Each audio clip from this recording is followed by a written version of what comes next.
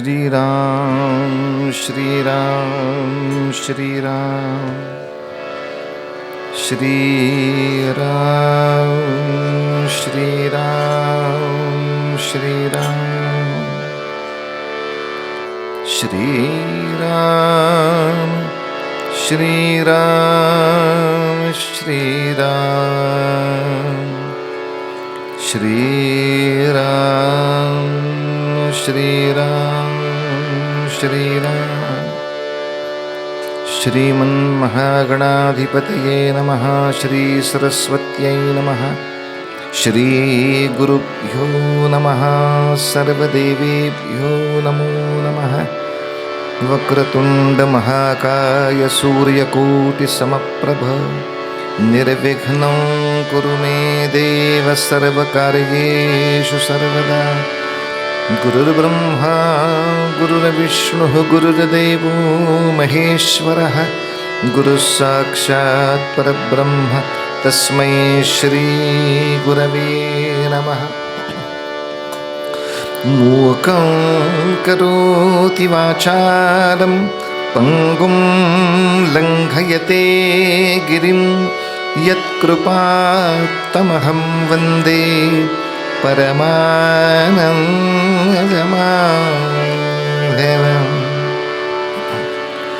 जय जय राम राम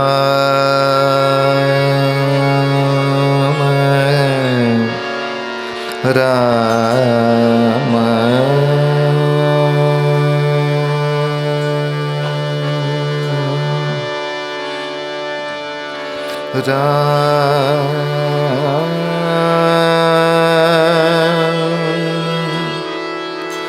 राम राम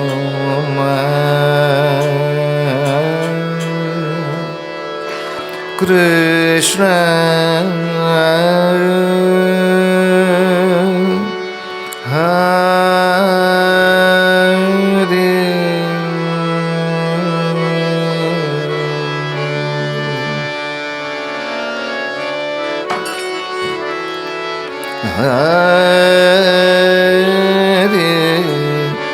जय जय राम जय जय राम हरे जय जय राम जय जय राम हरे जय जय राम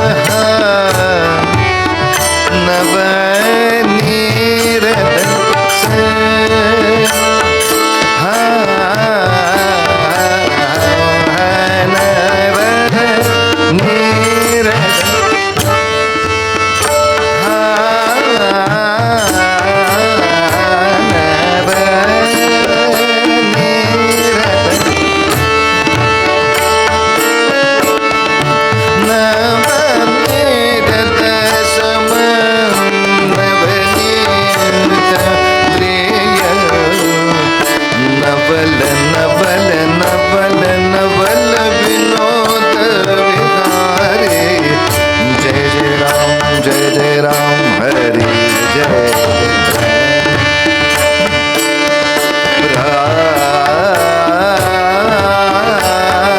राम हरि जय राम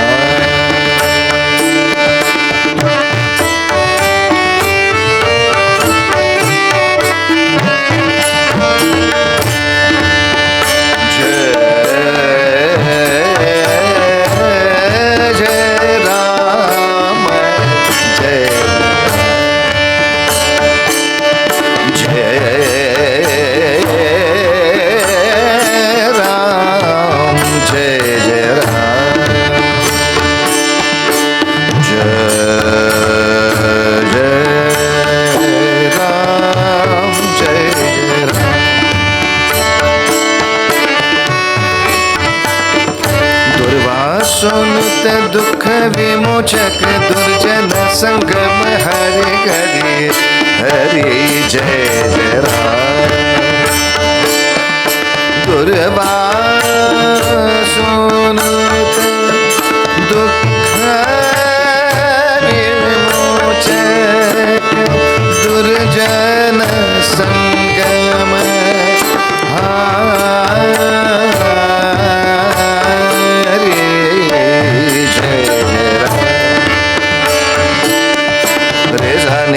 रे रे मग रे ग प म ग म ध प म नि ध प ध म प ग म रे ग सा जय जय धनि ध नि सा रे ग रे ग म ग म प म प ध प ध नि ध प ध प म प म ग म ग रे ग रे सा जय जय राम जय जय राम जय जय पधनि सा रे नि सा रे ग सा रे ग म रे ग म प ग म प ध म प ध नि ध प म ध प म ग प म ग रे सा जय जय राम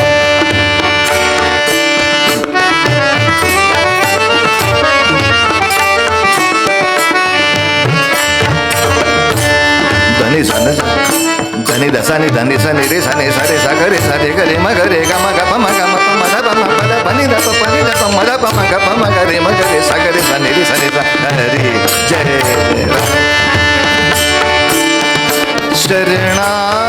शरणागत दीना चरणी मेरा शरणा दीना चरणी करुणा दृष्टि निहारे जय जय राम करुणा दृष्टि निहारे जय जय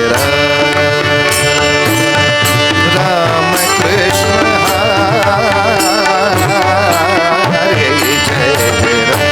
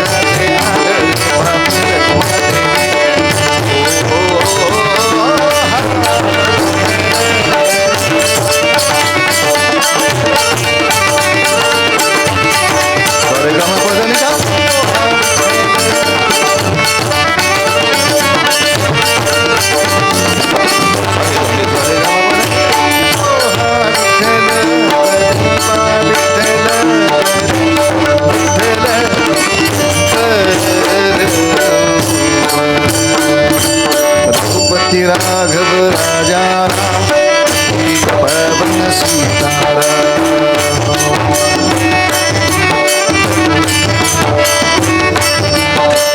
रघुपति राघव राजा राम पवन सीताराम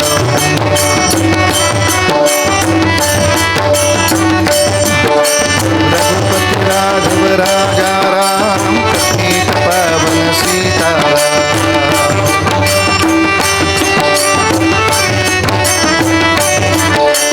रघुपति राघव राजा राम पवन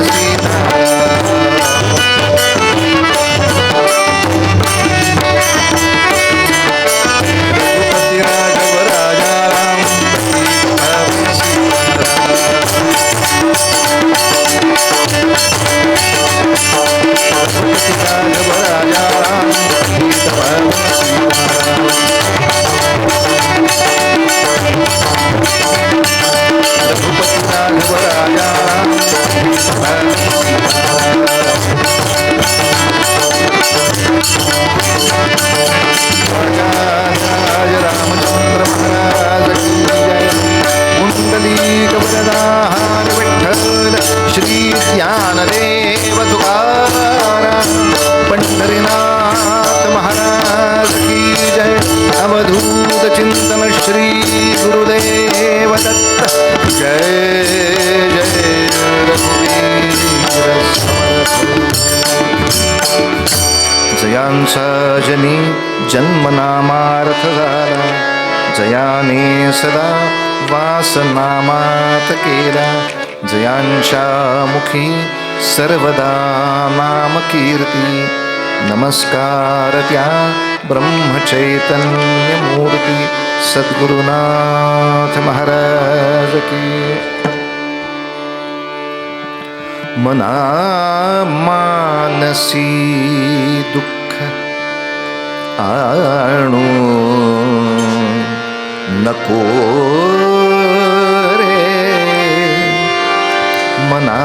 मनामाधा धिंत धाधा धिंत धाधा तिंत धाधा धिंत धाधा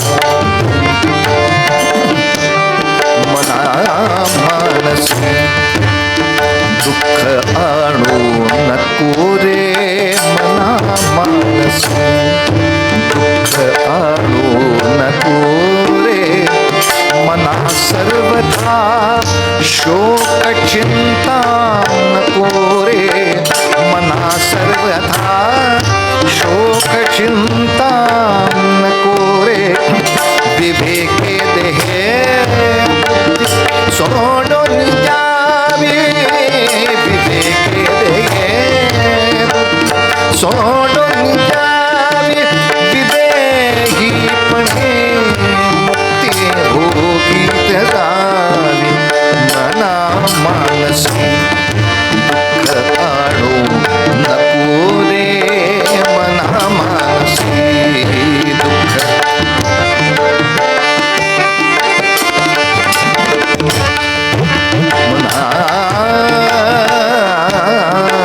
मना मानसी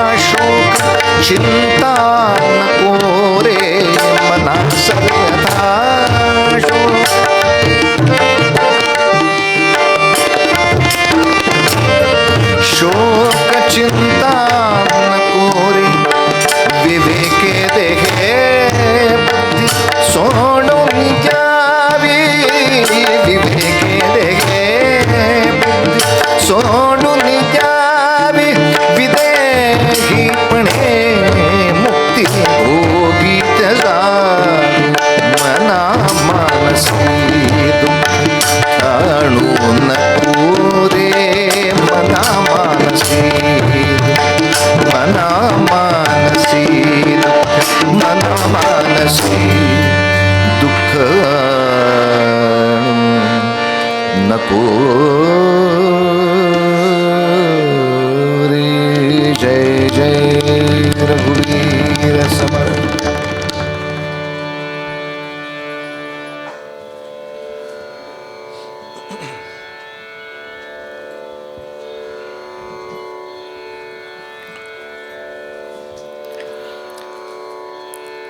अलीकडच्या वैद्यकीय शास्त्रामध्ये बऱ्याचशा तज्ज्ञ डॉक्टरांचं म्हणणं असं आहे की आता हे जे वाढलेले आजार दिसत आहेत संख्यात्मक, हे बरेचसे शरीर पातळीवर नाहीच आहेत, ते मनाच्या पातळीवर वाढलेले आजार आहेत. बदलत्या जीवनशैलीशी आपल्या शरीराचा मनाचा नीट ताळमेळ घालता न आल्यामुळे अनेक समस्या निर्माण झाल्या. त्या समस्यांवर तितकं गंभीर चिंतन न झाल्याने वाढत गेले आजार. म्हणजे आता एखाद्या प्रथितयश दवाखान्यात जाऊन बघितलं, भीतीच वाटते. एवढी डिपार्टमेंट असतात. भीती वाटायला लागते की आता ह्याच्या पुढे कसं होणार. म्हणजे बहुतेक आता डाव्या पायाचा स्पेशलिस्ट वेगळा, उजव्या पायाचा वेगळा, आतापर्यंत डोक्याचा वेगळा, हाताचा वेगळा, इथपर्यंत कळलं. आता बहुतेक डावीकडच्या डोक्याचा. काय कुठे अजून जाणार कल्पना नाही. पूर्वी आपलं बरं होतं नाही, एक फॅमिली डॉक्टर असायचा. सगळे घरातले पणजोबापासून पणतूपर्यंत सगळे पेशंट. ते बघितलं की सांगायचं, आजोबा असं असं होतंय, काही खाऊ नका, बरे व्हाल. मग घरची माणसं विचारायची, आजोबा काय म्हटले हो डॉक्टर. तो हिंदीमध्ये सांगायचा. ते म्हणाले, भूखा रहे, उपाशी रहा, खाऊ नका. क्या बोले डॉक्टर आपको, भूखा रहे. यानी त्याला सांगता भूखार है. अरे भूखार नाही आहे मेल्या, भूखा रहे असा त्यांनी मला संदेश दिलेला आहे. असो, प्रश्न आता हा नाही आहे. तर आजाराची संख्या किंवा आजाराचे प्रकार वाढत जाणं आणि त्यांनी गुंतागुंत होणं याचं मुख्य कारण काय. तर हे 400 वर्षापूर्वीच्या ग्रंथात समर्थ सांगतायत. आजाराच्या विविधता वाढण्याचं कारण ते आजार आम्ही मनावर घेतोय. ते त्याच्या शरीराच्या पातळीवर राहू दे, शरीराच्या पातळीवर त्याची उत्तरं जाऊ देत. मना मानसी दुःख आणू नको रे. आम्हाला भेटतात ना असे. का हो म्हणले दादा तुम्ही रोज दासबोध वाचता. हो, आज दिसला नाही तो असताना. जरा गुडघे दुखत होते. गुडघे दुखले तर चालता येणार नाही, ठीक आहे, वाचायला काय त्रास आहे. म्हणजे त्याने गुडघे दुखणं असं विचित्र मनावर घेतलंय की तो वाचतच नाही त्या दिवशी. जरा गुडघे दुखत होते. हे काय लॉजिक आहे काय कळत नाही. आणि बरीचशी माणसं असतात की दुखत असते एवढंच, पण त्यांच्या हायहाईने सगळं घर हैराण करतात. आता माझं कसं होणार, आता माझं काय होणार, आणि मी गेलो तर तुमचं काय होणार. काही वेळेला वैतागून सांगायला लागलं, तुम्ही गेल्यावर यांचं काही वाईट होणार नाहीये, तुम्ही फक्त जाऊन बघा पांडुरंग हरी. उगा वैताग आहे म्हणलं तुमचं इथे. मी गेल्यावर तुमचं कसं होणार, तुम्ही असताना माझं कसं होणार. म्हणून मना सर्वथा शोक चिंता नको. नाही, सतत चर्चा कशावर करायची. कीर्तनाला जायचंय का, हो हो, पण गेलं ना काय हो तुम्हाला सांगतो. तुम्हाला तो मध्ये जर पाऊस आला ना, तर भिजणार बघा. बरं मेला पाऊस पण असा आहे, छत्री घेऊन जावं तर येत नाही, नाही नेली की हमखास. आणि आता एकदा का तिथे मी पावसात भिजून घरी आलो, पुढे न्यूमोनिया हो सुरूच झाला हा माणूस. म्हणजे सर्वथा शोकचिंता ते हे, मग ते कुठपर्यंत जाईल त्याचा न्यूमोनिया हो. आणि मग इकडे ह्या जर हॉस्पिटलमध्ये गेलो ना तर न्यूमोनियाच्या एका टेस्टला 1500. हा काय म्हणजे बँक बॅलन्सही सांगायला लागला, सगळंच सांगा. अरे बाळा तुला नाही यायचं तर नको येऊ ना कीर्तनाला, एवढा वेळ का मला छळतोयस? तुम्हाला कळलं पाहिजे. आणि मी आलो, येण्याच्या रिक्षेचे पैसे आणि पुन्हा रिक्षावाल्याने पैसे घेऊन आणलं तर ठीक आहे. नदीवरच रिक्षा बंद पडली म्हणजे काय करायचं? तो सुरुवात करण्याआधी सगळं ते नाही नाही ते डोक्यात घेऊन बसणार. शोक, सारखं चिंता आणि शोक. मग चालत जायला लागेल. मला चालण्याचा किती त्रास होतो तुम्हाला कल्पना आहे का? मग मला का कल्पना पाहिजे तुझ्या चालण्याच्या त्रासाची?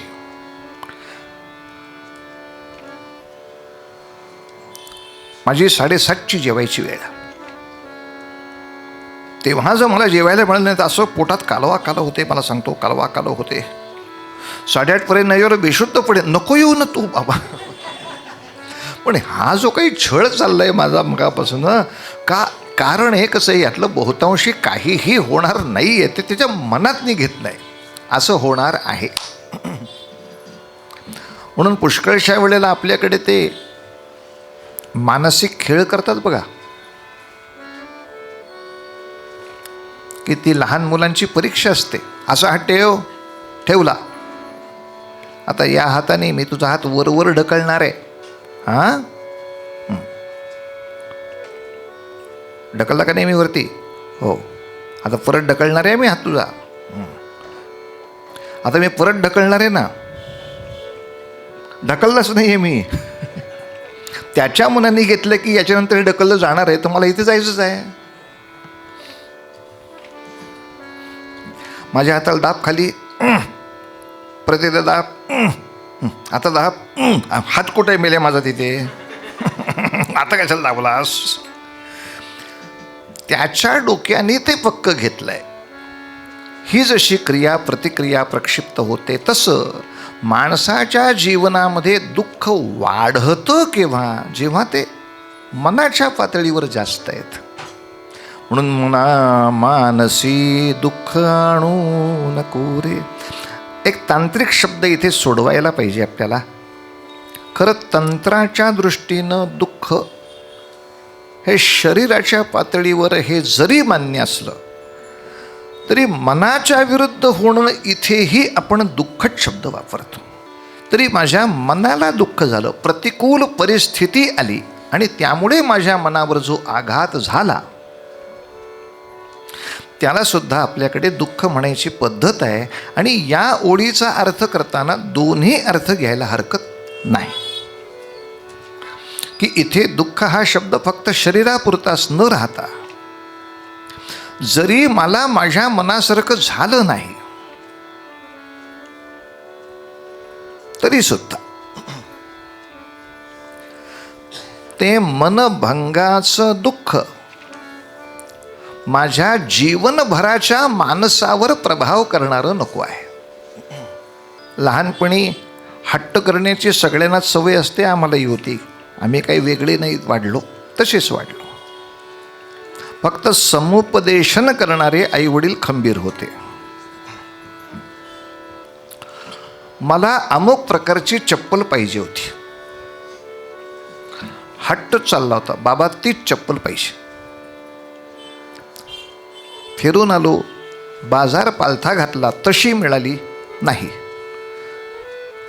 माझ्या प्रतिकूल झालेलं आहे. प्रतिकूल वेदनीयम दुःखम, अनुकूल वेदनीयम सुखम, न्यायाप्रमाणे. आता तिथे वेदनीयम हा शब्द शरीराशी निगडीत आहे. खरा तर ठीक आहे, आता तात्पुरता आपण मनाशी घेतला, झालं दुःख, नाही चप्पल. पण 12 वाजता आपल्याला होमवर्क सोडवायचं होतं महाराज. माझा मूड नाही होमवर्क सोडवायला. मग 1:30 वाजता आपल्याला जेवायचं आहे, मला भूक नाही जेवायला. मग 4 वाजता आपल्याला क्लासला जायचं आहे, मला जावंसं वाटत नाही आत्ता.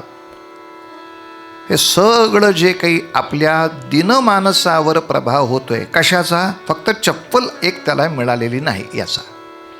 त्याने ते दुःख मनावर इतकं घेतलंय, इतर सगळे व्यवहार शून्य. मला चप्पल चांगली मिळाली नाही, मला अभ्यास जमत नाही, मला जेवायला भूक लागत नाही. आणि समुपदेशन करताना बाबा एवढंच सांगायचे, गाधाडी आहे, चप्पल फक्त मॅचिंगची मिळाली नाही म्हणून तुझा कार्य उत्साह गेला. ज्यांना आपल्या लायकीच्या मॅचिंगचं आयुष्यच मिळालं नाही, ते कधी नाराज नाही झाले आणि त्यांनी कधी आपले अभ्यास नाही सोडले. त्यांच्या योग्यतेपेक्षा किती भयानक कामं करावी लागली.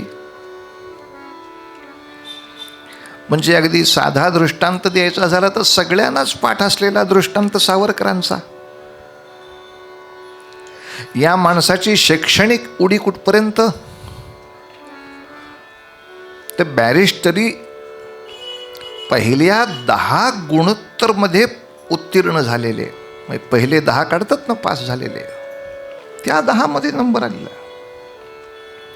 म्हणजे ती पदवी प्राप्त करून जो मनुष्य भारतात येईल त्याला किमान एक गाडी, एक बंगला आणि प्रचंड मोठा पगार, प्रचंड मोठा मान सन्मान, हात जोडून सगळं उभं आहे.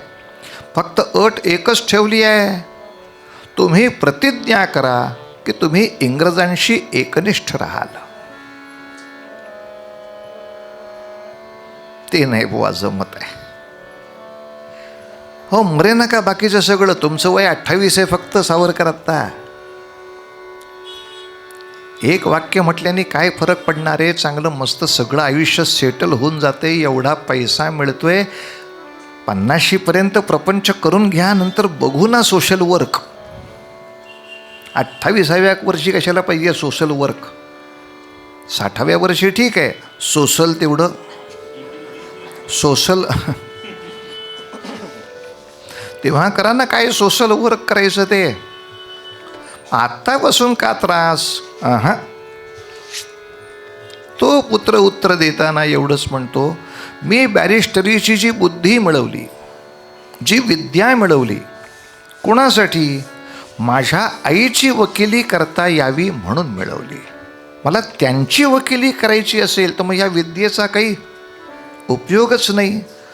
गुण सुमने मी वेचयली या भावे, की तिने सुगंध घ्यावे.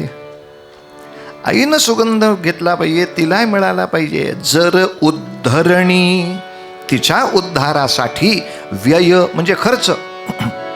जर उद्धरणी व्ययन तिच्या होसाचा, मग हा व्यर्थ भार विद्येचा. मग नुसती पुस्तकं डोक्यावर घेऊन आणि मार्क घेऊन काय करायचं? जर त्यांनी आईची सेवा होणार नसेल, त्यांनी आईची माझ्या वकिली मला करता येणार नसेल, जाऊ दे. आणि ते नाकारलं म्हटल्यानंतर अटक काय झाली, तो खटला काय झाला, ते अंदमान काय.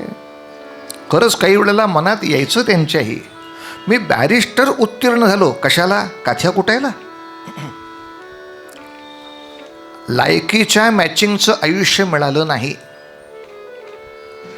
मी कोणत्या पद्धतीचं जीवनमान जगू शकतो, जी माझी क्वालिटी होती. इथे नारळ सोलायचे, त्याच्या शेंड्या काढायच्या, हातोडी मारत बसायची, ते काय फालतू चट्ट्यापट्ट्याचे कपडे, माती मिसळलेलं अन्न खायचं. याच्यासाठी बॅरिस्टर झालो मी, याच्यासाठी बॅरिस्टर झालो. पण मग मन दुसऱ्या बाजूने सांगतंय, आत्तापर्यंत नाशिकमध्ये होतास तेव्हा अनेक मित्रांना देशभक्त केलंस, लंडनला गेलास तेव्हा तिथे शिक्षणासाठी आलेल्या अनेक तरुणांना देशभक्त केलंस. पण तू तुरुंग बघितलंच नव्हतंस ना. आता हे पुढचं आव्हान देवाने दिलंय, तुरुंगामध्ये गुन्हेगार म्हणून आलेल्यांना बघू बरं, करून दाखव देशभक्त. या संधीसाठी मला इथं आणलं असेल.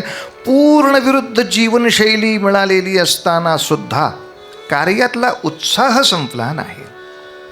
सकाळी उठवत नाही का? हे काही जीवन आहे? हे जेवण घेवत नाही. उत्तर हे आयुष्य आहे. हे आहे आयुष्य. तेव्हा जे काही दुःख होत आहे ते मना मानसी दुःख आणू नको रे, आणि मना सर्वथा शोक चिंता नको रे. विवेके देहे बुद्धी सोडून द्यावी. एक विवेक करावा. हे जे काही चापकाचे फटके बसत आहेत मला कौलू फिरवताना, शरीरावर आहेत. हे जे निकृष्ट अन्न खाल्ल्यामुळे त्रास होतोय, शरीरावर आहे. आणि समजा या त्रासामुळे हे शरीर टाकावं लागलंच, मुळात शरीर टाकावं लागलं तरी मी मरणारच नाही आहे. अर्थात हे तेथे उभं राहून म्हणण्यात गंमत आहे. आत्मा अनादी आहे, अमर आहे, हे सगळं प्रवचन ठीक आहे. समोर बंदूक घेऊन उभा राहिला माणूस म्हण बरं आता सुद्धा आत्मा अनादी आहे. हा, पण खरंच आता असा मृत्यू घेतलेला बरा. अशी अवस्था असताना ते स्वतःच्या मनाला सांगतात, विदेहीपणे मुक्ती. मी देहात नाही आहे. देह गेला लगेच आपल्याला तो परत दुसरा घेता येणार आहे आणि याच सेवेसाठी वापरता येणार आहे. तर का घाबरतोयस वेड्या?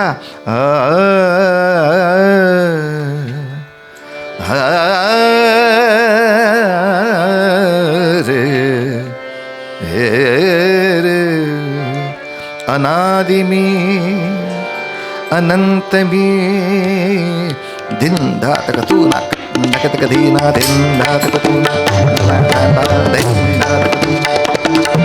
अनादि मी अनंत मी अवध्य मी भला. अनादि मी अनंत मी अवध्य मी भला. मारिल रिपु जगती असा कवण जन्मला. अनादि मी अनंत मी अनादि मी. आत्म्याला मारणारा कोणी जन्माला आलाय अजून? कोण जन्माला आला? मारिल रिपु जगती असा कवण जन्मला. अनादि मी अनंत मी अनादि मी. अरे मी इथं घुसलो तेव्हाच ठरलं होतं मरायचंय. अट्टहास करीत जई धर्मधारणी. मृत्यूशीच गाठ घालून घुसेरणी. अग्नि जाडी मज सीधा खडक छेदतो. गीतेचं भाषांतर. नैनन चिंदंती शस्त्राणी नैनन दहती पावका. अग्नि जाडी मजसी ना खडक छेदतो. भिवुनी मला भ्याड मृत्यू पळत सुटतो. भिवुनी मला भ्याड गुणारी तया स्वये. गुणारी तया स्वये. मृत्यूच्याच भीतीने भिवू मजसिये. भिवू मजसिये. भिवू मजसिये. अनादि मी अनंत मी अनादि मी अनंत मी अवध्य मी भला. मारिल रिपु जगती असा कवण जन्मला. अनादि मी अनादि मी अनादि मी. जय जय रघुवीर समर्थ. अट्टहास करीत जई धर्मधारणी. मृत्यूशीच गाठ घालू. त्याची गाठ घेतोच असं म्हणूनच मी रणांगणात आलो. मी घुसेरणी. का? मला माहिती आहे ना, अग्नी जाळी मजसी ना. मला अग्नी जाळू शकत नाही, खिडगं मला छेदू शकत नाही. मी अनादि अनंत आत्मरूप आहे. आणि याही पुढे जाऊन ते म्हणाले, देऊनी मला भ्याड मृत्यू पळत सुटतो. अरे या अंदमानला जाण्यापूर्वी सावरकरांनी ती समुद्रात उडी घेतली होती मार्सेलिस बंदरावर. जेव्हा समुद्रात उडी मारली, त्या पाण्याच्या खाली खडक असता तर तिथेच कपाळ मोक्ष होता. त्या मृत्यूला घाबरलो नाही, पोहत सुटलो. पोहताना मागणं पोलीस गोळ्या घालत होते, एखाद्या गोळीला सुद्धा बळी पडू शकत होतो. थांबलो नाही, पोहत राहिलो.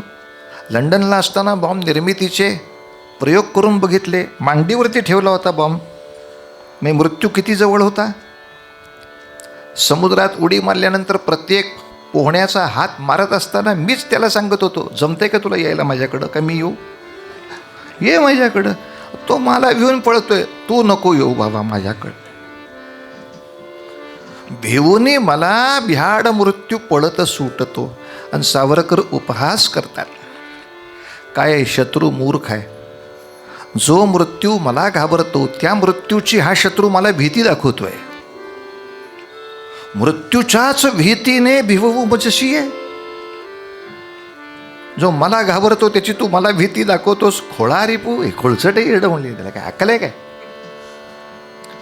म्हणून मुद्दा असा आहे महाराज, तेव्हा स्वतःला सांगणं आहे, जरी योग्यतेच्या विरुद्ध, मनाच्या विरुद्ध जीवनशैली मिळाली आहे, तरी आपलं जे ध्येय आहे, या ध्येयाला अनुसरून इथे देशभक्त निर्माण करून दाखवेन.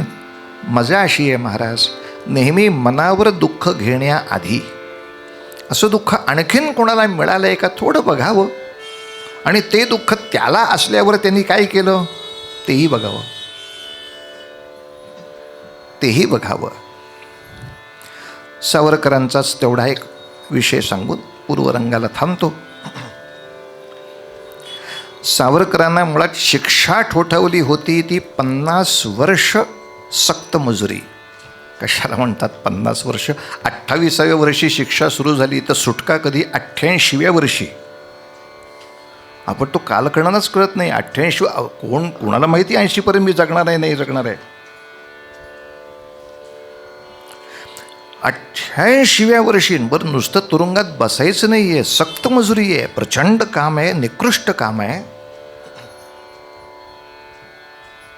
तेव्हा छातीवर बिल्ला होता. शिक्षा सुरू 1911, सुटका 1960, 1960 असा बिल्ला. त्यांना आधी मुंबईवरनं मद्रासला नेलं. मद्रासवरनं पूर्वी जहाजं जायची, विमान नव्हतंच. जहाजाने अंदमानला जायचं, साधारणतः 2-3 दिवस लागायचे.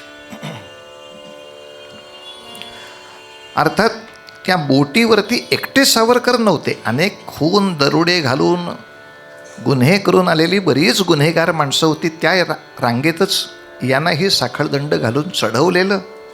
जसं जहाज सुटलं, सगळेजण ढाय मोकलून रडायला लागले. सावरकरांना जाणवलं कितीही गुन्हेगार असो त्याचं आईचं प्रेम ते जात नाही, मातृभूमीचं त्यांचं प्रेम. अरे हमारा मुलुक छूट गया रे, छूट गया. परत कधी येऊ त्यांना माहीत नव्हतं, रडत होते. कोणी 5 वर्षासाठी चालला होता, कोणी 10 वर्षासाठी, कोणी 7 वर्षासाठी. छोटे छोटे गुन्हेगार होते. आणि जरा किनारा दिसेन असा झाला, मग ते एकमेकाला विचारायला लागले, तू किती वर्षासाठी चालला? 5. अरे मला तर 7 वर्ष. रडत आहे. आणि ह्या गोंधळात एका माणसाने सावरकरांचा बिल्ला पाहिला. 50 वर्ष. तो कैदी म्हणला, अबे पागल, तू 50 वर्ष के लिए जा रहा है? ते हसत होते. हो, 50 वर्ष के लिए जा रहा है तू, रोता क्यों नहीं? मग तू रडत का नाही आहेस? हा केवढा मोठा प्रश्न होता त्यांना. रोता क्यों नहीं? रोके क्या होगा, जो है वो हसते हसते लढेंगे. आणि मग तो कैदी अख्ख्या जहाजभर फिरत राहिला आणि प्रत्येका रडणाऱ्या माणसाला तो गप्प बसवायचा. ऐक, हप रो मत, जाओ, कितने बरस के लिए जा रहा है तू? मैं ते 10 अबे ये बालिस्टर बाबू 50 बरस के लिए जा रहा है, वो नहीं रोता, मैं क्यों रोता हूँ. सावरकर म्हणले माझ्या शिक्षेचा एवढा उपयोग झाला, हे मला खूप बरं वाटलं म्हणजे की त्या सगळ्यांना आपलं दुःख कमी वाटायला लागलं. नेहमी अशी टॅली केली म्हणजे मग आयुष्यामध्ये किती मनाच्या विरुद्ध झालं. जिजाबाईंचं चरित्र पहा. सगळी स्वप्न जिथे भंगली, एक मूल राज्यावर बसावं एवढंच स्वप्न बरं झालं. पण त्याच्या आधी सातत्यानं अनेक दुःख सहनच करावी लागली. आणि जेव्हा मुलगा निराश झाला शिवछत्रपती, तेव्हा याच आईनं त्याचंही समुपदेशन करावं की पुरंदरला तह करावा लागला, थोडंसं माघार घ्यावी लागली. राजकारणातला विषय तू मनावर का घेतोयस फारते, याच्यावर मात करून पुढे जायचं असतं. रामाला वनवास चुकत नाही, पांडवांना चुकत नाही, तू काय वेगळा जन्माला आला तुला वनवास नको म्हणून. आणि तू का काळजी करतोय, जा आग्र्याला. म्हणजे औरंगजेबाला कळेल शिवाजीराजे नष्ट करता येतील एक वेळ, शंभूराजे नष्ट करता येतील एक वेळ, पण अशा राजांना निर्माण करणारी जिजाबाई जोपर्यंत इथं जिवंत आहे तोपर्यंत कोण हिंदूंचं वेडवाकडं करतं बघू ना आपण. ही उर्मी कुठली, म्हणजे सगळं मनाविरुद्ध चाललंय. मुलगा मरायची शक्यता आहे, नातू मरायची शक्यता आहे. कल्पना करा जिजाबाईची चरित्र असू आपलं आता कसं होणार. शिवबा नको रे, जरा सूरच लावायचा वरचा, जा तू भेटून या औरंगजेबाला, बघू काय होतं. मानसी दुःख आणू नको. दुःख तह करावं लागल्याचं दुःख आम्हाला नाही का, सगळं नाही ना. पण त्याची शोक चिंता करण्यामध्ये आपल्या ध्येयाचं असं विस्मरण होऊ नये. अर्थात हे सगळं राजेही शिकतात आणि हे सगळं सावरकरही शिकतात. कशावरून शिकतात, महाभारतावरून शिकतात, रामायणावरून शिकतात. तेव्हा जशी जिजामाता स्वतः दुःख भोगून सुद्धा निराश झालेल्या मुलाचं दुःख आपल्या वाणीनं दूर करते, काल मी ते बोललो, तशी महाभारतातली कोणतीही माता. हिच्याबद्दलचं थोडंसं चिंतन करण्यासाठी उत्तरंगाकडे जायचं आहे. सांप्रत श्लोकाचे शब्द लक्षात ठेवायचे आणि कितीही दुखलं खोपलं तरी स्वाध्याय चुकवायचा नाही. जास्तीचं पाहिजे तर घेऊ नका, पण कितीही दुखलं श्वास घ्यायचा थांबतोयस का. ठीक आहे, अन्नाचं प्रमाण कमी होईल, विहाराचं प्रमाण कमी होईल, पण सगळं एकदम काहीच घेऊ नये असं वाटतं. अशी निराश मानसिकता कोणत्याही दुःखामध्ये माझी न होणं हे माझं या अध्यात्मपथावर योग्य चालणं होणार आहे. म्हणून समर्थ आपल्या साधकाला सांगताहेत, साधका दुःख येणार रे बाळा, पण मना मानसी दुःख आणू नको रे, मना मानसी आणू नको रे, मना सर्वथा शोक चिंता नको रे, मना सर्वथा शोक चिंता नको रे. विवेके देहे बुद्धी सोडून जावी, विवेके देहे सोडून जावी, विदेही बने मुक्ती भोगीत जावे, मना आणू नको रे, मना मानसी, मना मानसी. रघुपति राघव राजा राम, पतित पावन सीताराम.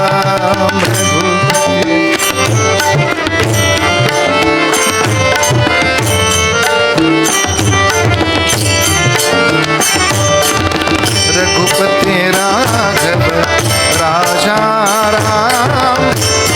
पावन सीताराम।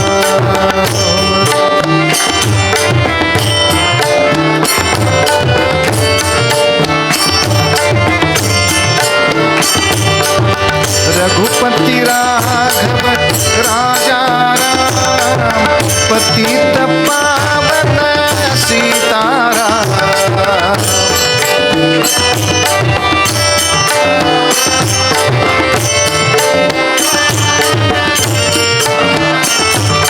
रघुपति राघव राजा राम, पतित पावन सीताराम।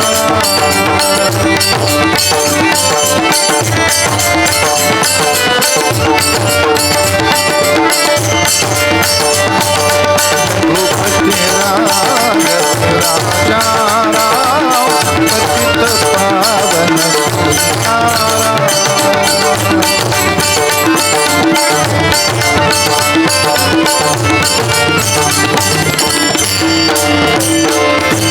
राजाधिराज रामचंद्र महाराज की जय। माझ्यानंतर म्हणा, हरे राम राम राम हरे हरे, हरे कृष्ण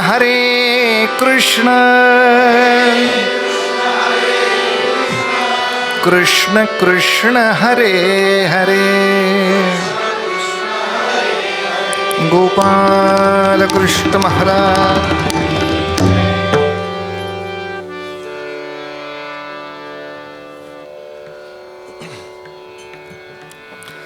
3-4 दिवसाच्या आख्यानामध्ये कुंतीबद्दलची सगळी माहिती बहुतांशी आलीच आहे. फक्त एकेका वाक्यामध्ये उजळणी करा. शूरसेन नावाचा यादव राजा, त्याला 2 मुलं, एक वसुदेव, दुसरी कुंती. वसुदेव म्हणजे कृष्णाचे वडील. वसुदेवाची बहीण कुंती असल्यामुळे कृष्णाची आत्या.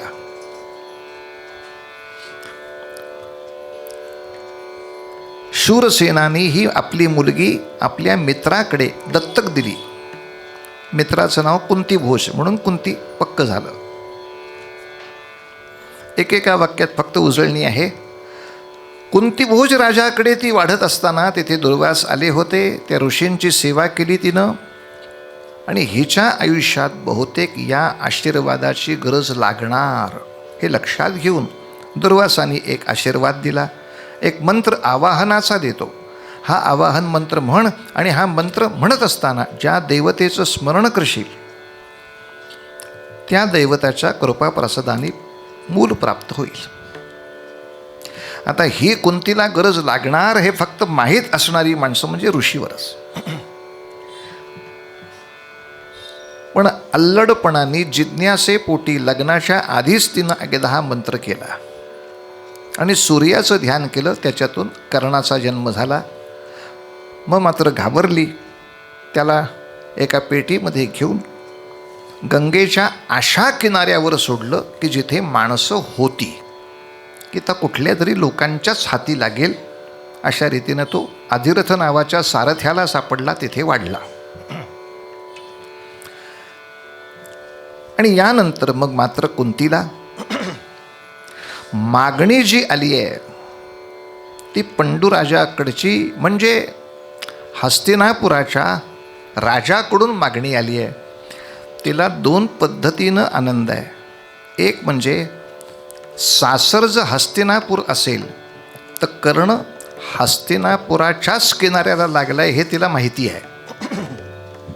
कुठून तरी याचाही प्रतिपाळ दुरून का होईना हा शक्य आहे.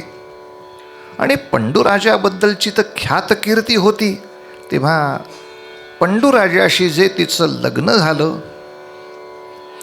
आणि तो मधला एक मोठा कालखंड जो आनंदाचा म्हणून त्या ठिकाणी व्यतीत केला असं जर म्हटलं तर त्याला फक्त एकच वाक्य म्हणावं लागेल, काळ सुखाचा आला. या बुवा. जय जय रघुवीर समर्थ. योग्य गाण्याच्या वेळेला आलात. काळ सुखाचा आला, काळ सुखाचा आला, काळ सुखाचा आला, काळ सुखाचा काळ सुखाचा. धीर पराक्रमी पती मिळाला, धीर पराक्रमी पती मिळाला, काळ सुखाचा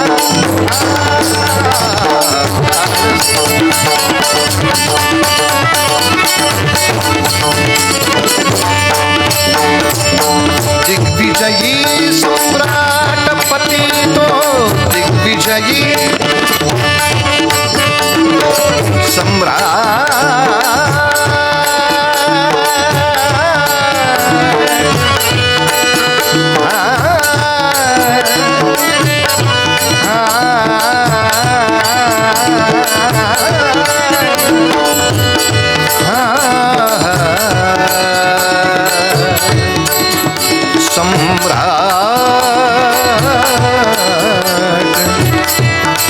सम्राट पती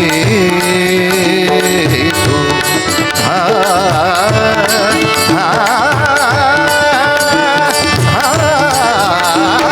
दिग्विजयी सम्राट महाराणीचा मान मिळतो, महाराणीचा मान मिळतो, सत्ता धन अन प्रेमही मिळता, सत्ता धन अन प्रेमही मिळता, पुणे कुठे दुःखाला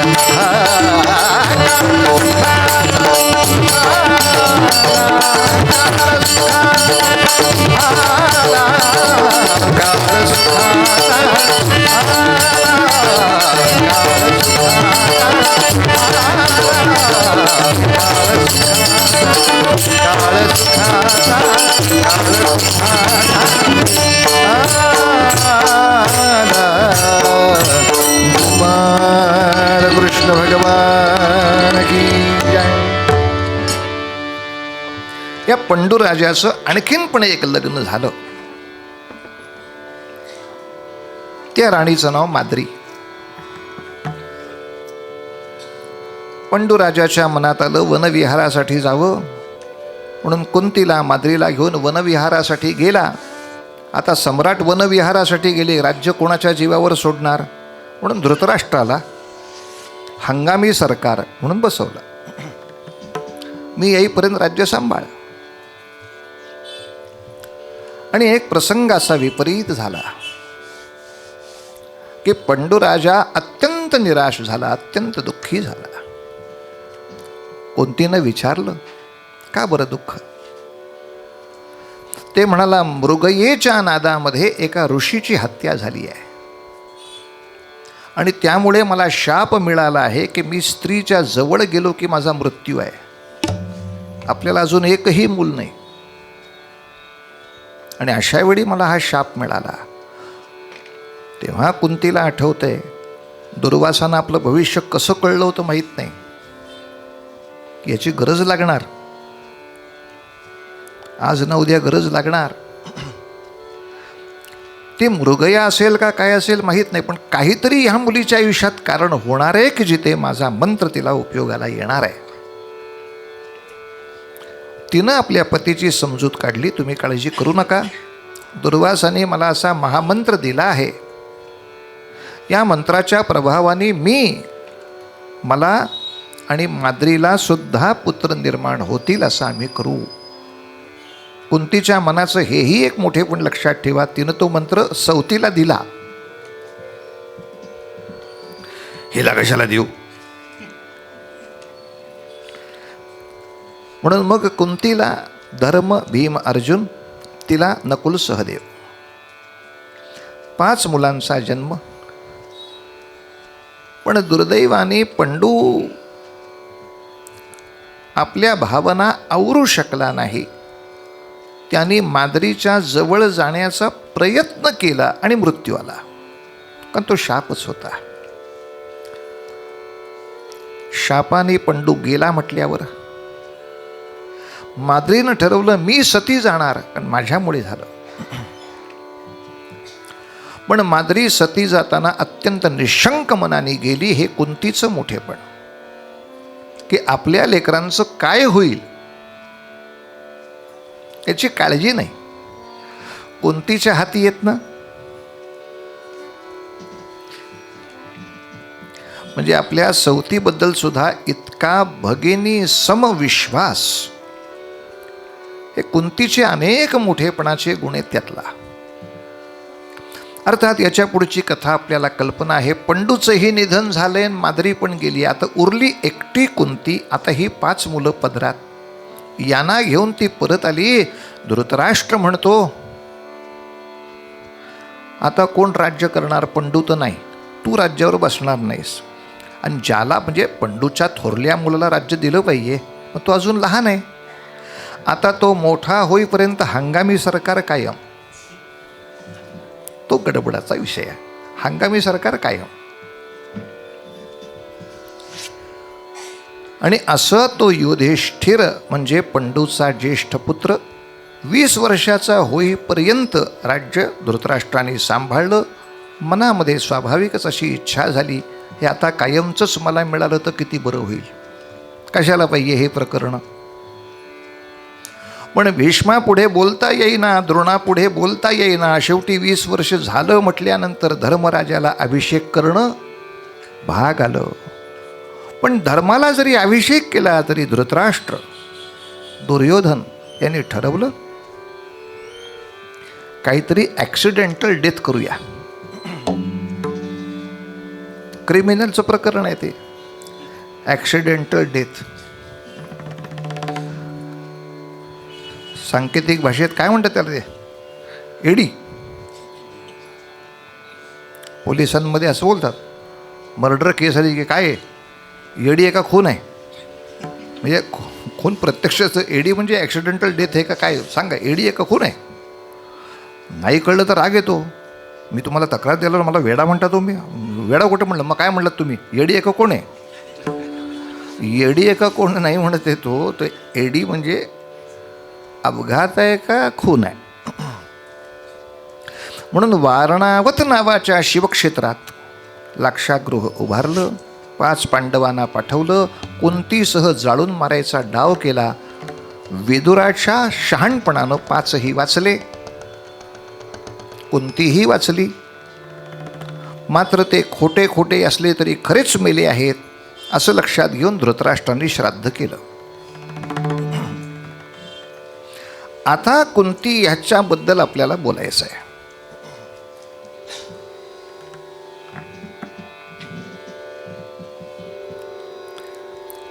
वारणावतातून ते निघाले, तिथपासून द्रौपदी स्वयंवरापर्यंत म्हणजे 12 वर्ष, ज्याला दारोदार भटकणे म्हणतात ती अवस्था होती. गावागावातून यात्रा करावी, ह्या सगळ्यांनी वेश आता तीर्थयात्रेकरूचे घेतले होते. पूर्वी यात्रेकरू असेल, तापसी दिसत असेल तर त्याला भिक्षा घालायची पद्धत होती. पण हस्तिनापूरचे हे सगळे सम्राट खेडेगावातल्या कोणाहीच्या दारासमोर उभारून भिक्षा देता का हो? अशी आपली लेकरं पाहत असताना काय त्या आईचं होईल का? आणि असं 1-2 दिवस नाही बघायचे त्या बाईला बिचारीला. पुन्हा त्या भीमाची भूक किती आहे तिला माहिती आहे. आता भिक्षेत मिळेल त्या अन्नावरती या सगळ्यांचं गुजराण करायची. उपाशीपोटी भीमाला बघून त्रास व्हायचा. पण भीम ते जाणवही द्यायचा नाही आणि उलट तिच्या त्रासाबद्दल दुःख व्यक्त करून तिचे पाय चेपायला बसायचा. आई काय ग आमची अवस्था? भीमा तू का रडतोस? का म्हणजे?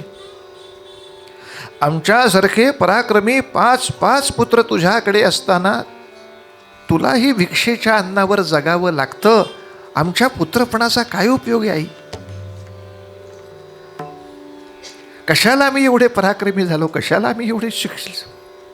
आम्ही सदा आईला सुखात नाही ठेवू शकत, त्रास नाही होणार. दोघं एकमेकांवर नितांत प्रेम करणारे आणि अशाच एका नगरामध्ये आलेले असताना त्या नगरातल्या एका ब्राह्मणाने यांना आसरा दिला. ते म्हणले एक आठवडाभर राहायला लागलं तर राहू का?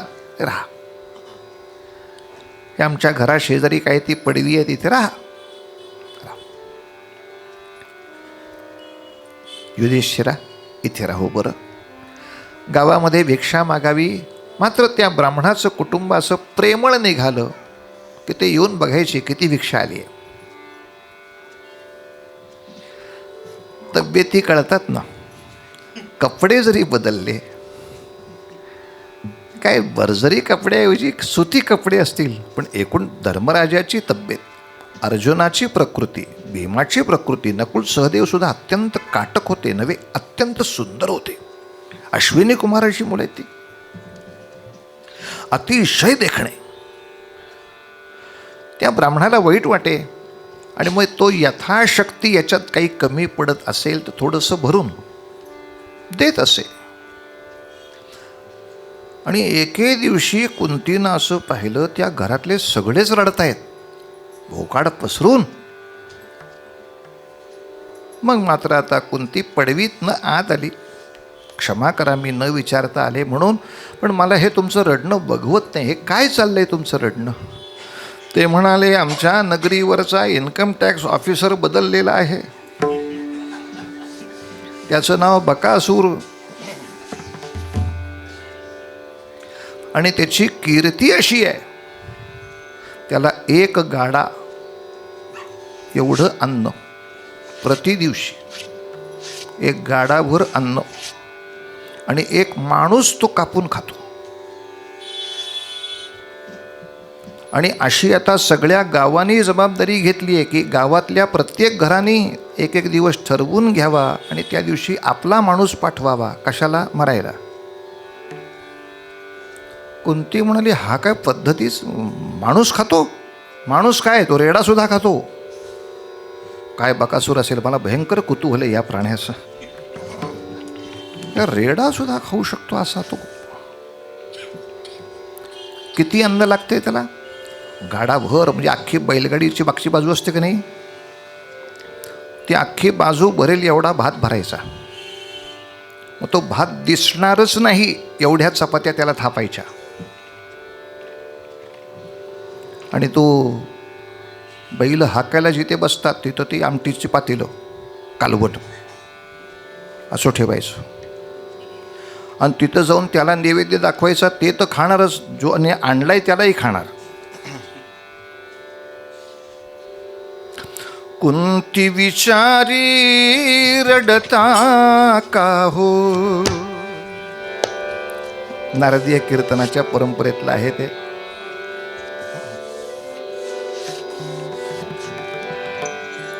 कुंती विचारी रडता का हो. कुंती विचारी रडता का हो. बकासुराचा महिमा पाहू. बकासुराचा महिमा पाहू. कुंती म्हणे मग वीर बाहो धाडीन मी त्याचे. कुंती म्हणे हो वीर बाहो धाडीन मी त्याचे.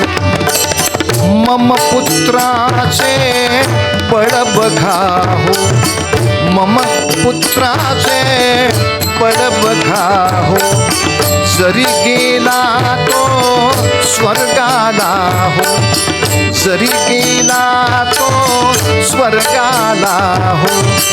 धन्यची झाला त्याचा देहो जनहित कार्यासी.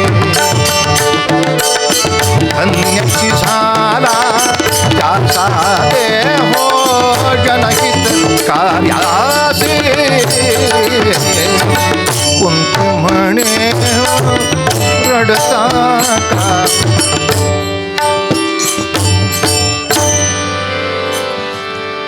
मग कुंतीनं सांगितलं काळजी करू नका. तुमच्या घरामध्ये एक या दोबस हा गाढवपणा तुम्ही केलेला आहे, त्यामुळे तुम्हाला रडायची वेळ येते. माझ्याकडं 5 आहेत. 5 असल्यामुळे आम्ही टेच्यात आहोत. ऐन रात्री कोणी मेलन, शेजारचे कोणी आले नाहीत, काही बिघडत नाही. 4 खांद्याला 1 गाड गेला. आमचा कोरम फुल आहे आमच्या घरात. तुम्ही स्वतःची अवस्था भीक मागी आणली आहेत 1 आणि 2 पोरं करून. काळजी करू नका. माझ्या मुलाला पाठवते, भीमा आज तुझ्या नशिबात काय काय आहे बघ रे बाबा. काय आई? गाडाभर अन्न आहे, तेवढ्याच चपात्या आहेत, तेवढंच कालवण आहे. आणि हे सगळं खाऊन झाल्यानंतर सगळं अन्न पचवण्यासाठी बकासूर पण आहे. बघ तुला कितीतरी दिवसांनी एवढी चांगली संधी प्राप्त झाली आहे. तेव्हा माझ्या जे मनात आहे ते तू करशील, काळजी नको. गावात फक्त भिक्षा मागून ते एकदा गाडा भरा, मग बघतोच की का. अहो तो बिचारा वनवासात आल्यापासून 4 वर्ष असाच अर्धपोटी राहतोय. एकदा 4 वर्षाचा कोरम भरूनच टाकतो. जमलं. आणि पठ्या, पण तो गाडा इतका भरायचा की बैलांनी ओढता येत नाही, त्याला रेडात ठेवायचा. आणि रेडा घेऊन जो भीम निघाला निघाला निघाला निघाला बकासुराच्या तिकडे आला. कोणती तिनं आपला मूल पाठवलंय, एका आश्रिताने पोर पाठवलंय. अरे अरे अरे, काय त्या पोराचं बिचारायचं होईल हे बघायला अख्खं गाव सिनेमा थिएटरमध्ये हजर. तिथं बकासुराच्या समोर जायची कोणाची धाडच नाही, पण लांबून सगळे बघतायत काय त्या बिचारायचं होईल. अर्थात तब्येत बघून फार काही वाईट होईल असं वाटत नाही पठ्याचं. त्या उतरले बैलगाडीवरनं, रेडा गाडीवरनं. बैलगाडीवरनं काय, रेडा गाडीवरनं. निवासस्थानात डोकावून बघितलं. ऑफिसर साहेब आहेत का? Income tax officer. मॉर्निंग वॉकला आहेत काय? वाकू दे वाकू दे वाकू दे वाकू दे वाकू दे. सकाळच्या नाश्त्याला सुरुवात करूया. मग हातपाय धुवून जे बसला, भाताचे लाडू करून बकाबक हाणतोय. तू जा मी येतो, तू जा मी येतो. हा माणूस एवढं खाऊ शकेल वाटे ना. निम्मा गाडा संपला खाऊन, हाच खातोय लेकाचा. वर चपात्या सुरू झाल्या आणि ते आलं ना मॉर्निंग वॉक प्रकरण. आणि एवढं सगळं होत असताना धर्मराज भिक्षेला गेला होता, तो परत आला. तो आईला विचारतो, ये तो भीम कुठं आहे? त्याला दुसऱ्या भिक्षेकडे पाठवलंय. अगं आई तू काय करते असं? कुंतीचा मोठेपणा पहा.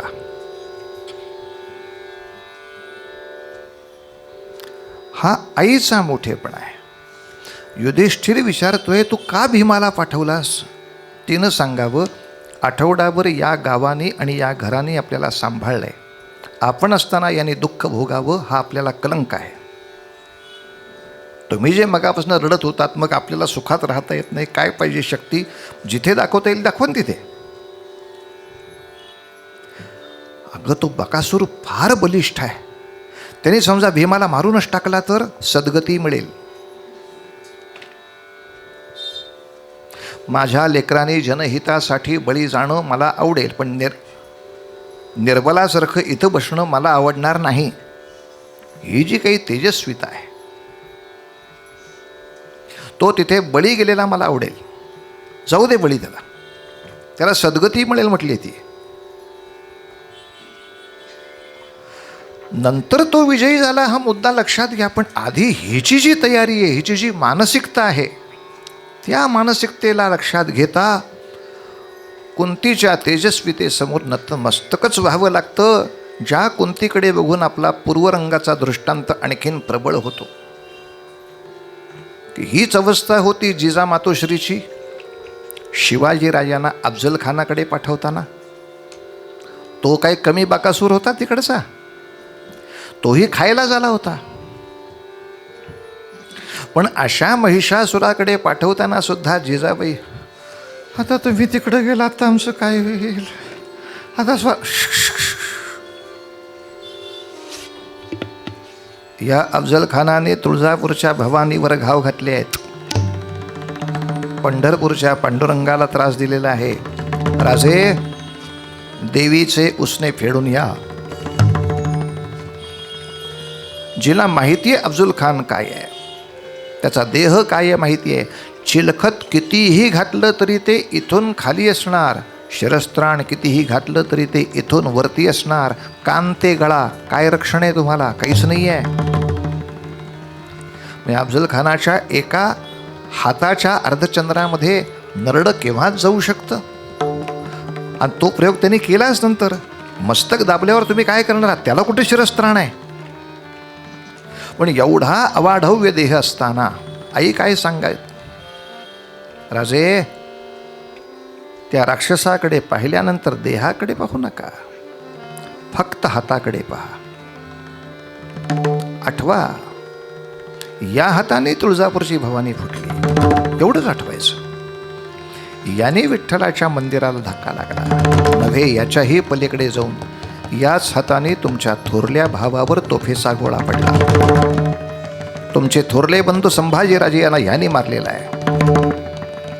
तुझ्या वडिलांना ह्यानी कैद केली आहे. तुझ्या वडिलांच्या हातापायात बेड्या घालण्याचं काम या माणसाने केलेलं आहे. या सगळ्यांच्या अपमानाला धुवून तू यायचेस राजा परत. आणि पुढचं वाक्य, नाही यालास तर संभाजी राजाला सिंहासनावर बसून हिंदवी स्वराज्य चालू ठेवीन, काळजी करू नको, पण फते करून ये. कुठून येतो आईला ते बळ? म्हणून महाभारत वाचन, म्हणून रामायणाचं वाचन. कौसल्या सुद्धा रामाला पाठवताना जेव्हा घाबरली होती तेव्हा वसिष्ठच म्हणाले, कौसल्ये माय रडसी काय, भीरू कशी वीर माय. वीराची आई अशी भीरू म्हणजे घाबरणारी कशी? जर रणांगणात मूल गेलं तर तुझ्या माहेरचा आणि सासरचा दोन्हीचा वंश उद्धरणारे पाठव रामाला. म्हणजे या तयारीनं जर राम त्राटिकेशी युद्ध करताना मेला, चालेल मेलेला, उभय वंश धन्य होत पुत्र रणी रंगता. हे कुंतीकडून शिकावं महाराज. व पुढची कथा आपल्याला लहानपणी होतीच. तो बकासूर जो आला, अरे हा माझं सगळं खातोय पठ्या. ऐ, माझ्यासाठी आणलेस ना? हो. मग तू का खातोयस? तुम्ही मला खाणार आहात ना? एकत्रच पॅकेज. का नालायक माणूस आहे? तुम्ही मला खाणार आहात ना, मी एकत्रच. माझ्या अन्नाला हात लावतो. बुकल बुकल बुकलायला सुरुवात केली मागून. आहा, एकावर एक गुद्दे बसतायत. किती दिवसात मालिशवाला मिळाला नाही. अजून मार रे मार रे मार रे. आता गंमत अशी आहे, भीम पोट भरून तृप्त होते, तो उपाशी पोटी मारतोय. त्याच्या मारात त्यामुळं फरक आहे. याचं म्हणजे आता हे पुढचे लाडू संपेपर्यंत गुद्दे घाल बरं. हे इकडं जास्त दुखतंय म्हणजे. बकासूर मारतो चापट पोळी, भीम म्हणतो पुरणपोळी. आता ते बरेच आहे. बकासुराने मारली झापड, भीम म्हणला सुंदर पापड. ते लहानपणीची एक कविता होती याच्यावरती, अख्या मारामारीची. आणि तो मारून मारून थकला, मुळात त्याच्या पोटातच काही गेलेलं नाही. याने सगळं गाडावर अंध संपवूनच टाकलेलं. सगळं खाऊन झाल्यावर उठले. म्हणून युद्धाला काय पाहिजे? पहिलं धारिष्ट्य. आधी त्याचे घाव सहन करायची ताकद पाहिजे. त्याच्या पहिल्या बुकीमध्ये जर हार्ट अटॅक आला असतं तर पुढचं कुठलं युद्ध? हॉस्पिटलच घ्या, ॲम्ब्युलन्स घेऊन. खाऊन झाल्यावर मग उठला. काय करूया? मला खायचं आहे ना तुला? हो, उचल. कोण? मला उचल ना. कुठं उचलता येते? आणि सगळी त्या एकचक्रा नगरीतली नागरिक अशी लांब डोंगराच्या बाजूला उभं राहून बघतायत, काय होते रे, काय होते रे, काय होते. अक्षरशः धोब्याने धुणं आपटावं तसा त्याच्या तंगडीला धरून जो उचलला. अरे खूप दिवसात जसं मला खायला मिळालं नव्हतं तसा सराव किती दिवसाचा राहिला होता माझा. तुझ्यासारखा उत्तम सराव.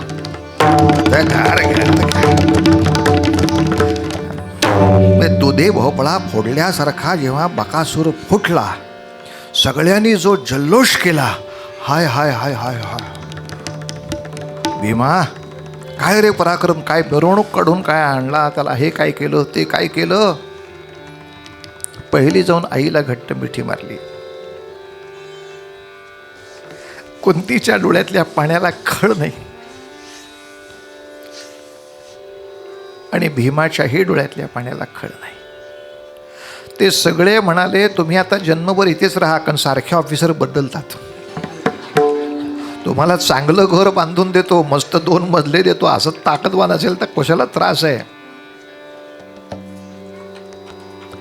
सुखही फार मनावर घ्यायचं नाही, दुःख त्याहून मनावर घ्यायचं नाही. अर्थात पुढचा प्रवास केला. याच्याही नंतर तिच्या जीवनामध्ये एक सुखाचा काळ आला.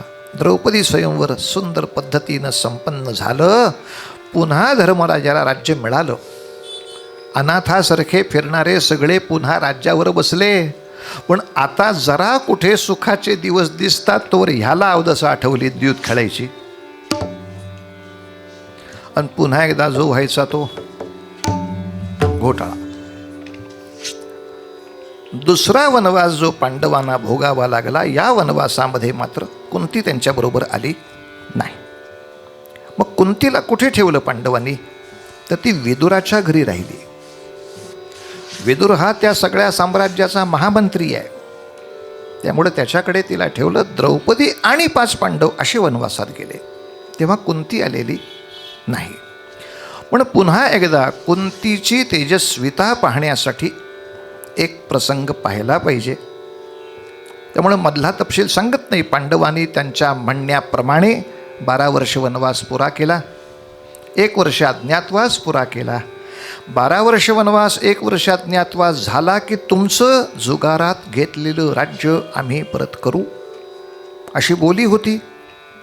आता दुर्योधन ते मानायला तयार नाही. मग अशा वेळेला कौरवांशी निगोशिएट करायचं आहे. तडजोड कुठपर्यंत करू. वकील म्हणून कृष्ण जाणार आहेत, म्हणून पांडवांची सभा घेतली. त्यांनाच विचारलं तडजोड कुठपर्यंत करू तुम्ही सांगा. आणि धर्मराजांनी कुठपर्यंत खाली यावं. आम्हा 5 जणांना प्रत्येकी 1 अशी 5 गावं दिली तरी तडजोड कर. हा आहे भारताचा सम्राट. म्हणजे नरेंद्र मोदींनी तडजोड कशावर करायची, तर नाशिक, बगूर, त्र्यंबकेश्वर, सिल्लोड आणि सिन्नर मिळालं की बास. म्हणजे महाराष्ट्र, कर्नाटक, आंध्र, तमिळनाडू सुद्धा नाही म्हणते तो. 5 प्रांत नाही, 5 गावं. पुणे, भोर, महाड, बुद्रुक, तळेगाव संपलं. अरे नगरसेवकाच्या हातात असतात एवढी फक्त. हा भारत सम्राट ह्याच्यावर येणार.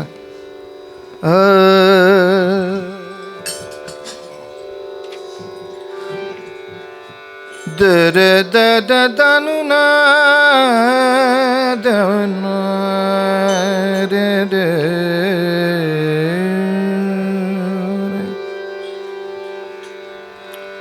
कृष्णाने ऐकून घेतलं सगळं.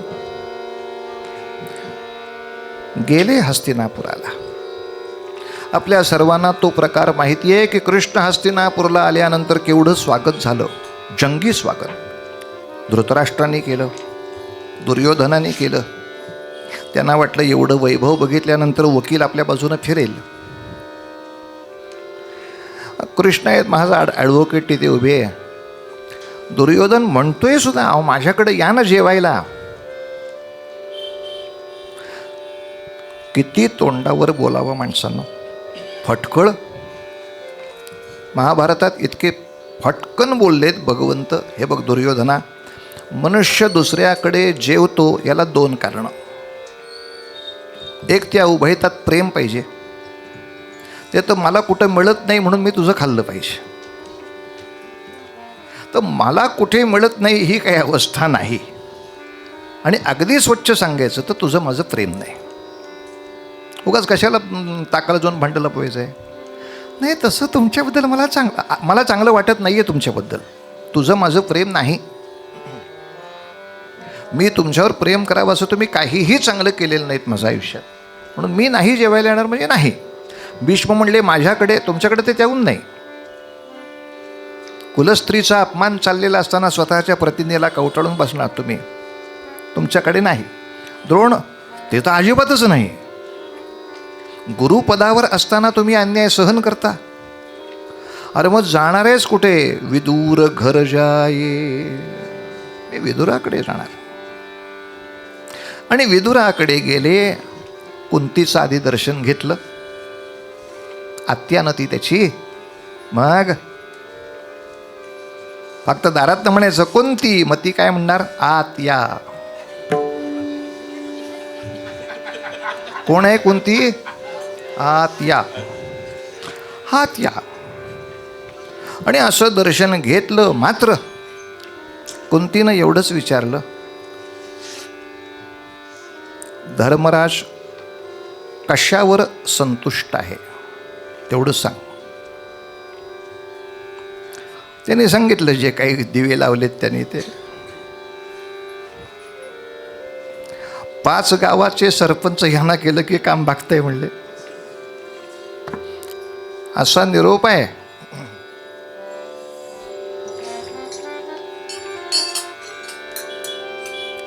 आणि याला कुंतीनं दिलेलं उत्तर, जा सांगा मम पुत्राना,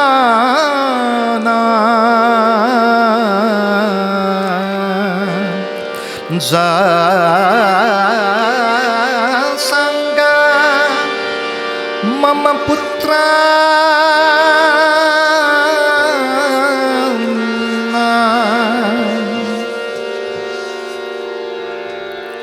मज माय म्हणणे कधी ना. जा सांगा मम पुत्राला, मज माय म्हणणे कधी ना.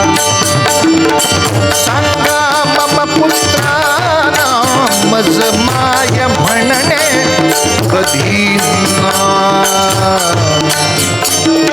चक्रवर्ती हो तुम्ही भावे, चक्रवर्ती हो तुम्ही भावे, यासाठी तर दुःख सहावे, यासाठी तर दुःख सहावे. अपमानाचा ना प्रतिशोधा, अपमानाचा ना प्रतिशोधा.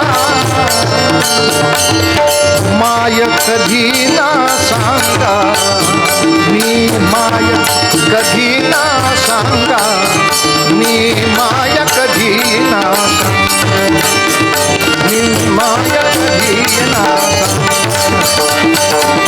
माय कधी ना सांगा, माय कधी ना सांगा, कधी ना सांगा.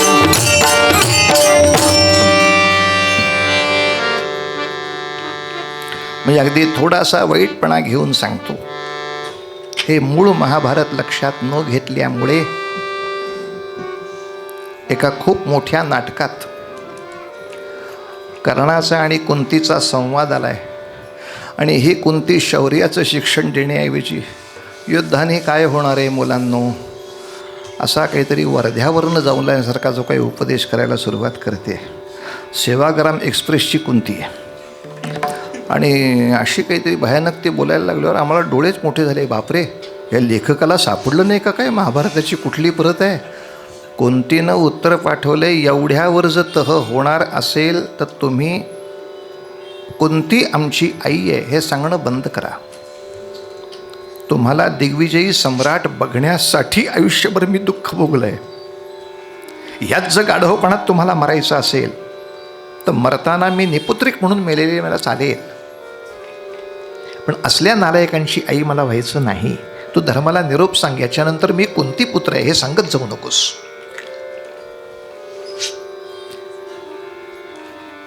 इतक्या क्षुद्र आशेवरती आणि द्रौपदीचा झालेला अवमान, तोही जर त्यांना विसरायचीच अक्कल असेल तर असा प्रतिशोध न घेऊ शकणारी मुलं मला नको आहेत, मला नको आहेत. असाच्या असा संवाद जिजामाऊलीचा आहे. पुरंदरच्या तहामध्ये शिवाजी राजे जेव्हा निराश झाले तेव्हा जिजामाऊलीने हेच ऐकवलं. तुम्हाला त्रास होतोय का फार नैराश्याचा? आहे हे सैन्य घ्या, मिर्झा राजाच्या छावणीवर तुटून पडा. आपलं तोकडं सैन्य आहे, त्याचं मोठं सैन्य आहे. तुम्ही चिंध्याहून मरणार मलाही माहिती आहे, पण चिंध्याहून मेलेलं मला परवडेल. पण नैराश्याने घाबरलेलं पोर जिजाबाईचं असतं हे मला नको आहे. नैराश्याने घाबरलेलं मूल जिजाबाईचं असतं हे मला मातृत्वच नको आहे. चिंध्याहून मेलात चालेल, ही काय पद्धत झाली बोलण्याची? आणि हा निरोप अर्थातच कृष्णाने कळवला आपल्या मातेने. सर्व पांडवांच्या नावाशी घटस्फोट घेतलेला आहे. युद्ध जिंकत नाही तोवर तुम्ही तिला आई सुद्धा म्हणायचं नाही असं तिचं म्हणणं आहे. अर्थात ठीक आहे, पुढे महाभारतीय युद्ध झालंही, पुन्हा धर्मराज जिंकलाही, सिंहासनावर बसलाही. हे युद्ध बघवणार नाही म्हणून विदूर युद्ध काळात तीर्थयात्रेला निघून गेले आणि सगळं युद्ध संपल्यावर विदूर परत आले. ते युधिष्ठिरला भेटलेच, पण धृतराष्ट्रालाही भेटले, गांधारीला भेटले.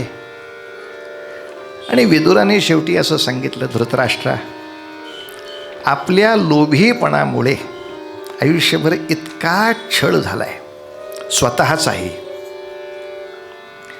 आता तरी मोह सोडा. मी हिमालयात चाललोय तपस्येला, तू पण चल. तेव्हा आयुष्यात पहिल्यांदा त्यांनी आपल्या चांगल्या भावाचं चांगलं ऐकलं. चल जाऊया. तो निघाला तशी गांधारी पण निघाली हिमालयात तपस्येला. आणि पुढची कथा फार विचित्र आहे. हे झाल्यावर कुंती पण निघाली.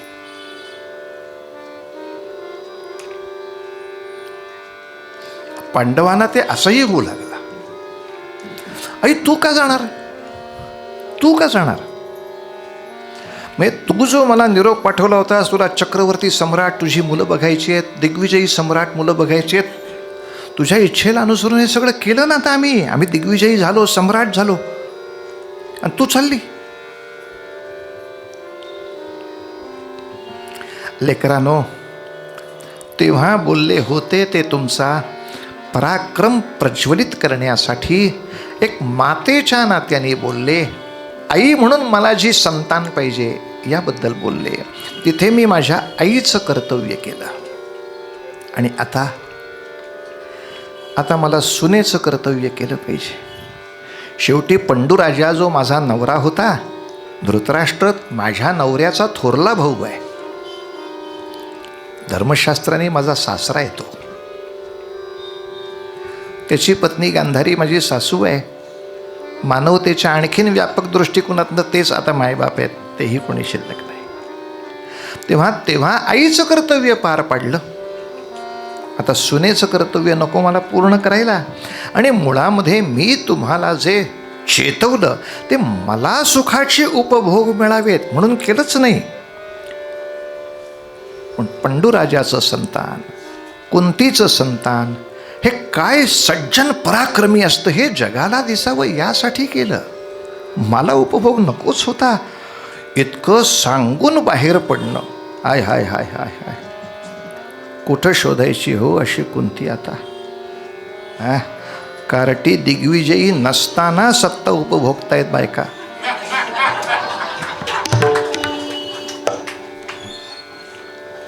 आणि काही केल्या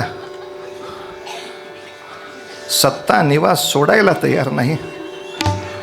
आणखीन ट्रस्ट करून आपल्या लोकांना त्रस्त करण्यासाठी किती छळा हो एखाद्या माणसानं. याला अगदी सुरेख जुळणारं एक उदाहरण सांगतो थांबतो. आज फरमाईश आली बुवा शतजन्म शोधिताना म्हटलं पाहिजे, त्यामुळं आता ते नाटक तिथं आणलं जोडून मी. पूर्वरंगातही सावरकरांचा मुद्दा थोडासा येऊन गेला. आपल्याही जीवनामध्ये दुःख आलं की ह्यांच्याशी टॅली करायचं. कोणती एवढं दुःख आहे का? सावरकरांना एवढं दुःख आहे का? नाही. मग कशाला रडतो? त्याने कशी मात केली, मात करण्याचा अभ्यास कर, त्यासाठी उपासना कर, त्यासाठी ध्यानधारणा कर, त्यासाठी सद्गुरूंचं मार्गदर्शन घे, सद्ग्रंथांचं मार्गदर्शन घे, मात करण्यासाठी घे. भिक्षा नको मागू सगळ्यांकडे. फार मजेशीर गंमत आहे. अगदी असंच एक उदाहरण वेगळ्या नात्यानं आहे. ते म्हणजे जेव्हा चंद्रगुप्त मौर्य साम्राज्यावर बसले. चंद्रगुप्त हा वनवासी आदिवासी लोकांमध्ये सापडलेला मुलगा, चाणक्याला त्याला शिकवून मोठा केला. नंदराजाची अख्खी राजवट उलथवून लावली, चंद्रगुप्ताला बसवला. आणि राजतिलक केल्यानंतर आम्ही चाललो विद्यालयात. आम्हाला आमची शिक्षकाची झोपडी प्यारी. तो असं काय करता आचार्य? भारताचं साम्राज्य आपल्या हातात आहे, कुठलाही राजवाडा घ्या, मला राजवाड्यात राहता यावं यासाठी हे केलंच नाही. भारतामध्ये अन्याय सहन न करणारी एक पिढी असावी आणि ती मला उभी करून दाखवता यावी यासाठी केलं. पिढी उभी राहिली, माझी मंदिशा पूर्ण झाली. मला अध्यापनाचं काम जास्त आवडतं.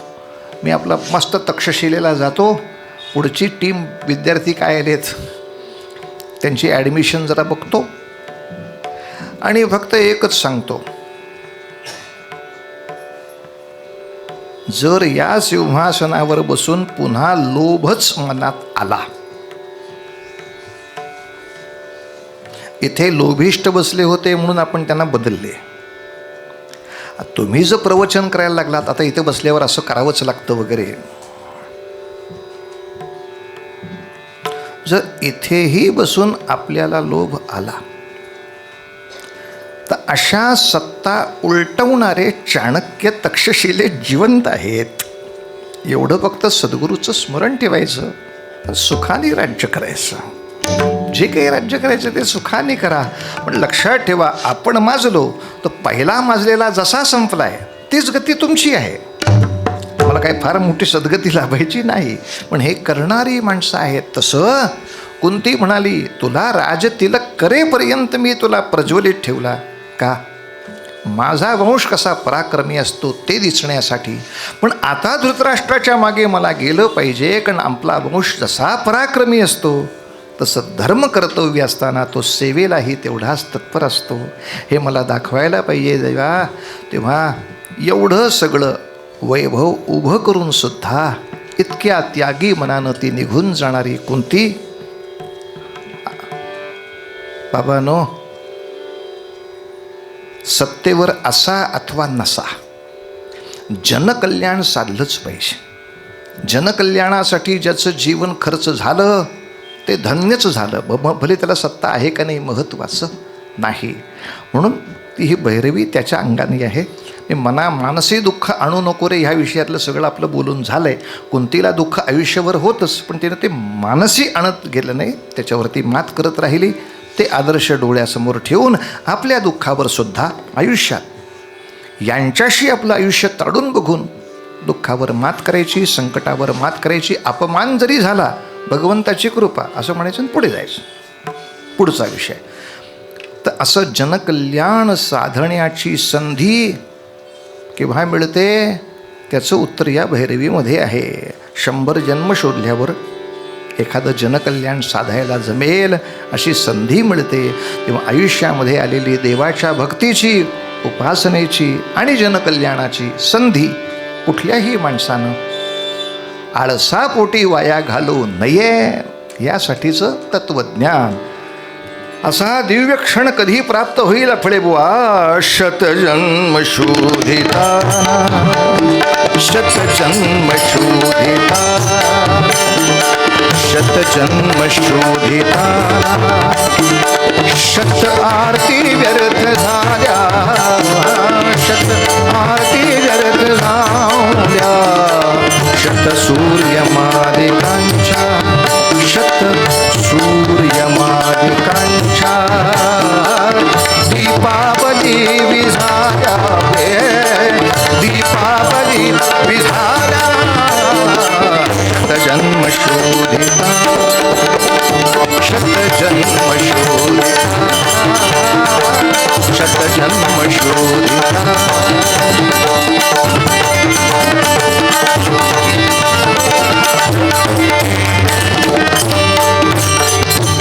शोधिता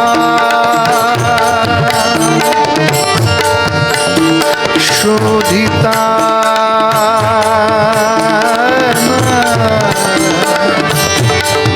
शोधिता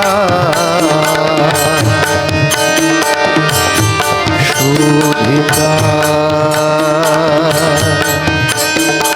शोधिता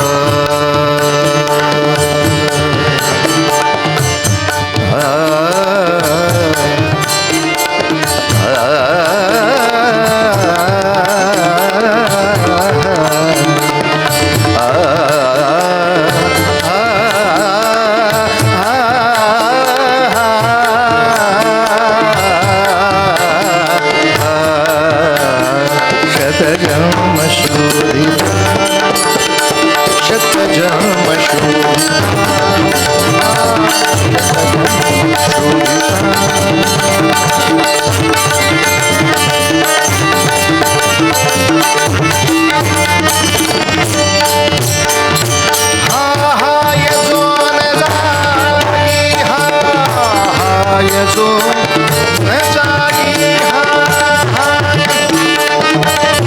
दुःखाचा उद्गार हाय हाय हाय हाय हाय मला दुःख झालं जर मी ती संधी त्या वेळेला वापरली नाही तर जे दुःख होईल ते कधीच जाणार नाही हे दुःख होऊ नये म्हणून वर्तमानातली प्रत्येक उपासनेची भक्तीची नामाची वाचनाची सत्संगाची समाजसेवेची मिळाली संधी की पकडायची बघू उद्या नको उद्या तुला कोणी बघितलंय अशी एखाद्या वेळी फोटोत आणि मग जे दुःख होईल ते जाणार नाही रे हा हा हाय जो नसाई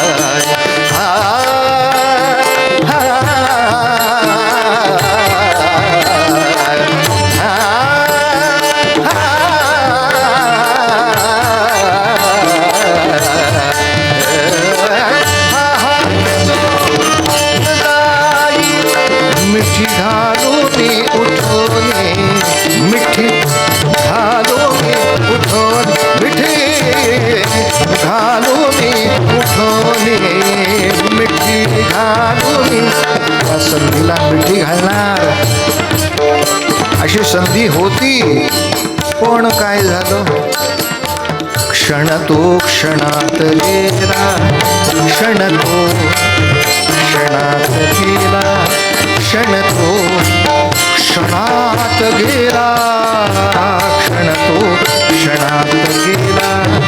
सखे हातचा सुटोने गेला क्षण, हातचा सुटो गेला क्षण, हातचा सुटोने शतजन्म